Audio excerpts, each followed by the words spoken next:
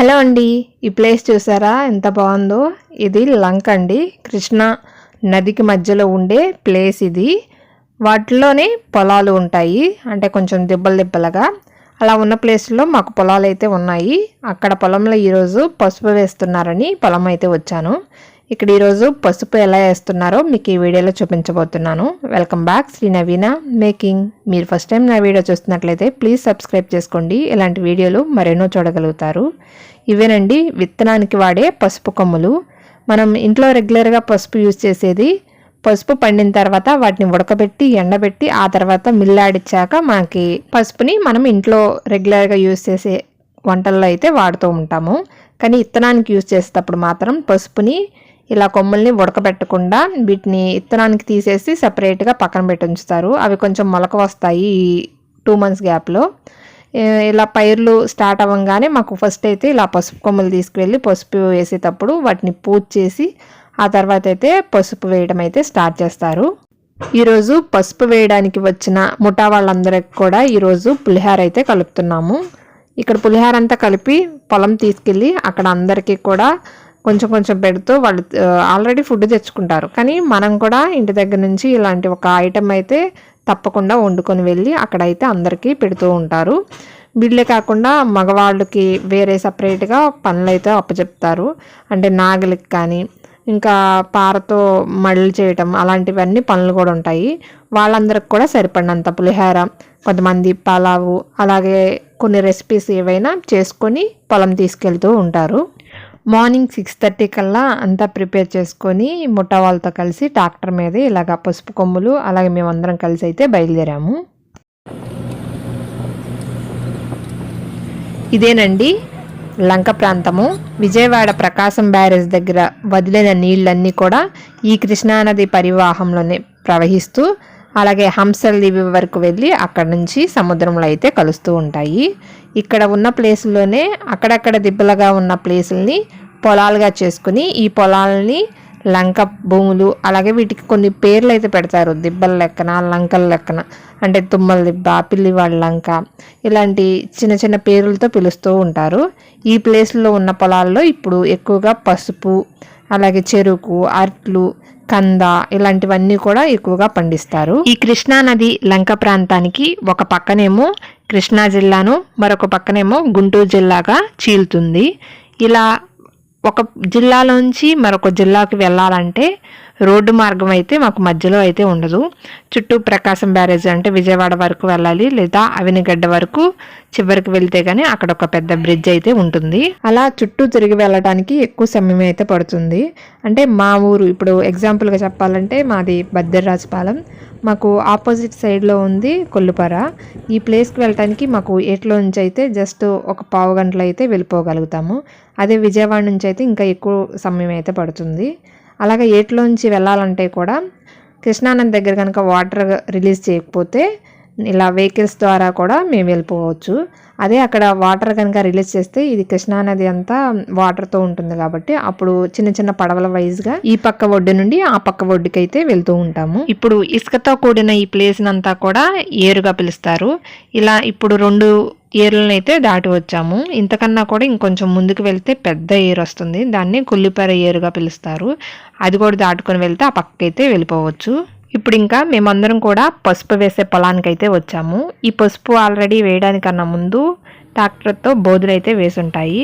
కానీ ఇప్పుడు పసుపు విత్తనం వేసిన తర్వాత నాగలతో కూడా పని ఉంటుంది, అందుకే నాగల వాళ్ళు కూడా వచ్చేసారు. అలాగే పసుపుని మనం చాలా శుభకార్యాలకైతే వాడుతూ ఉంటాం కదా, అలాంటి పసుపు పంటని వేసేటప్పుడు కూడా అంతే బాగా పండాలని కోరుకుంటూ ఇలాగా ప్రతి ఒక్కరు కూడా పూజ చేసి ఆ తర్వాత పంటనైతే వేయటం స్టార్ట్ చేస్తారు. ఇప్పుడు ఇంకా మా పిల్లలిద్దరూ పూజ స్టార్ట్ చేస్తున్నారు. మన భారతదేశ సాంప్రదాయం ప్రకారంగా మనం ఇంట్లో ఏదైనా శుభకార్యం చేసినా లేదా ఏదైనా మంచి జరగాలి, ఈ పని సక్సెస్ అవ్వాలంటే మన ఇంట్లో ఆడపిల్లలకి ఎక్కువ ఇంపార్టెన్స్ ఇస్తాం కదా. అలా వాళ్ళని చేత ఏదైనా పని చేయించుకోవడం, లేకపోతే వాళ్ళ చేత బొట్టు పెట్టించుకోవడం, లేదా ఎదురు రమ్మంటాం, ఇలాంటివి ఎక్కువ చేస్తూ ఉంటాము. అలా ఈరోజు మా పిల్లలిద్దరిని ముందు వాళ్ళు పూజ చేసి ఆ తర్వాత అదే కొమ్ముని తీసుకువెళ్ళి మొదట వాళ్ళు వేసిన తర్వాత పసుపు కొమ్ములు వేయడం అయితే స్టార్ట్ చేశాము. ఇలా పొలంలో పూజ చేయడం అనేది మేము ఒక్కరమే కాదండి, మా సైడు పసుపు వేసే రైతు ఎవరైనా సరే వాళ్ళ ఇంట్లోంచి ఒక్కరన్నా వచ్చి ఇలా పొలంలో ఉన్న ఈశాన్య మూలకి వెళ్ళి 3 మట్టి పిడికలతో ముద్దలుగా చేసి వాటిపైన పసుపు కుంకుమ వేసి కడ్డీలు అలాగే కొబ్బరికాయ కొట్టి తీసుకొచ్చిన పసుపు కొమ్ములు కూడా కొన్ని అక్కడ పెట్టి పూజ చేసిన తర్వాత బెల్లం ముక్క నివేదన చేసి ఆ తర్వాత పూజ దగ్గర ఉంచిన కొమ్ముల్ని తీసుకువచ్చి బోధులో మొదటగా వాళ్ళు వేసిన తర్వాత మిగిలిన వాళ్ళందరూ కూడా పసుపు కొమ్ములు వేసి ఇలా పని అయితే స్టార్ట్ చేస్తారు. మా పిల్లలు పుట్టిన దగ్గర నుంచి వాళ్ళు వచ్చి పసుపు కొమ్ము వేయడం అలవాటైపోయింది. అది గుర్తుపెట్టుకొని పసుపు వేస్తున్నామని తెలిసిన కాడ నుంచి మేము పసుపు వేస్తాము అంటే ఫస్ట్ స్టార్టింగ్ పూజ చేసి అని బాగా అంటా ఉన్నారు. కానీ స్కూల్ టైమింగ్ వచ్చేసేసి మార్నింగ్ 7 కల్లా బస్సు వస్తుంది. ఆ టైం కల్లా పొలం వెళ్ళి పసుపు వేయాలంటే కష్టం కదా ఎలా అనుకున్నాం. కానీ ఈ టైం బాగుంది. ఈరోజు ఏంటంటే సెలవు, స్కూల్కి హాలిడే రావడం వల్ల వాళ్ళే పొలం వచ్చేసారు, శుభ్రంగా వాళ్ళే పూజ చేస్తున్నారు. కానీ ఈ పూజ చేసేటప్పుడు చుట్టూ ఫుల్గా గాలి రావడం వల్ల వాళ్ళు వెలిగించే కడ్డీలు కానీ కర్పూరం కానీ వెలిగించడం చాలా కష్టమైంది. ఎలాగైనా సరే పూజ వాళ్ళే చేయాలనుకున్నారు. ఫైనల్గా పూజ అయితే కంప్లీట్ చేసేసి పసుపు కొమ్మునైతే వేశారు. పసుపు విత్తనం వేయటం పొలంలో చాలా సులువేనండి.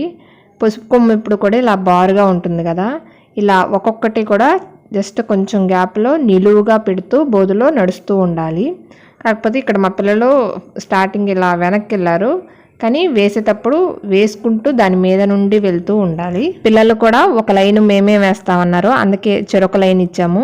అవి 2 కూడా వాళ్ళు ఫిల్ చేసేసారు. ఇలా బోధులు వేసిన దాని మీద ఇక్కడ పెద్దనాన్నగారు సూపర్ మందు కట్టనైతే చిమ్ముతున్నారు. ఆ తర్వాత అందరూ కూడా ఇక పసుపు విత్తనం అయితే వేయటం స్టార్ట్ చేశారు. పసుపు విత్తనం వేసేటప్పుడు కూడా 2 బోధులకు కలిపి వేసేసి మళ్ళీ పక్క లైను వదిలిపెట్టేయాలి. ఆ లైన్ వదిలిపెట్టిన తర్వాత మళ్ళీ పక్కన 2 బోధులకి మళ్ళీ వేసేసి ఒక లైన్ వదిలిపెట్టి అలా వేసుకుంటూ వెళ్తే మళ్ళీ ఒకసారి వచ్చి నాగలి పైనుంచి దున్నుతుంది. అలా దున్నినప్పుడు 2 పక్కల విత్తనం పెట్టిన దాని మీదకి మట్టి అయితే పడుతుంది. అప్పుడు ఆటోమేటిక్గా విత్తనం లోపలికి వెళ్ళిపోయి మట్టి పైనుండి బూడిపోతుంది. ఈ పసుపుని విత్తనానికి కానీ అమ్మేటప్పుడు కానీ పుట్టుల్లో కొలుస్తారండి. పుట్టంటే ఎంతో కూడా నాకు క్లియర్గా తెలియదు. ఈసారి ఎప్పుడన్నా అవన్నీ కూడా తెలుసుకొని ఒకసారి వీడియో చేస్తాను. పుట్టుల లెక్కన ఈ పసుపు తీసుకొచ్చి ఇన్ని పుట్లు పడతాయంటే 1 ఎకరానికి ఇన్ని పుట్లు పడతాయని ఉంటుంది. అలా ఈ పసుపుని వేయడం అనేది స్టార్ట్ చేసేస్తారు. మళ్ళీ ఇంకొక వరుస పట్టుకొని ఏదైతే మనం ఫస్ట్ వదిలేసిన లైన్ ఉందో మళ్ళీ ఆ లైన్కి వరుసగా విత్తనం పెట్టుకుంటూ వెళ్ళాలి. మళ్ళీ రెండోసారి నాగలి వచ్చి మళ్ళీ దానిపై నుంచి దున్నుతూ వెళ్తుంది. అప్పుడు మిగిలిన విత్తనం కూడా బూడిపోతుంది. ఆఖరిగా పారతో ఇలాగా బోధుల్ని సరి చేసుకుంటే ఈ రోజుకి పసుపు విత్తనం వేయటం అయితే కంప్లీట్ అయినట్టే. పసుపు వేయటం అయితే మొత్తం అయిపోయింది. మధ్యలో ఒక్కసారి టీకి అందరినీ ఒకసారి పిలిచి టీ అయితే తాగిన తర్వాత మళ్ళీ పని మొదలుపెట్టారు. ఇలా మొత్తం పసుపు మొత్తం అయిపోయిన తర్వాత ఇప్పుడు అందరం కలిసి భోజనం చేస్తున్నాము. వాళ్ళు తెచ్చుకున్న భోజనంతో పాటు మేము తీసుకెళ్ళిన ఫుడ్ ఐటమ్స్ కూడా వాళ్ళకి పెట్టి అందరం కలిసి చక్క పొలంలోనే తిని ఇంటికైతే వెనక్కి బయలుదేరాము. ఇలా ఈరోజు కృష్ణానది మధ్యలో ఉన్న లంక ప్రాంతంలో పసుపు వేయడానికి అయితే వెళ్ళాము.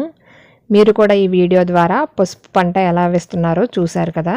మీకు ఈ వీడియో నచ్చినట్లయితే లైక్ చేయండి. అలాగే మీ ఫ్రెండ్స్ ఫ్యామిలీ మెంబర్స్కి ఈ వీడియోని షేర్ చేయండి. అలాగే నా ఛానల్ని సబ్స్క్రైబ్ చేసుకోండి.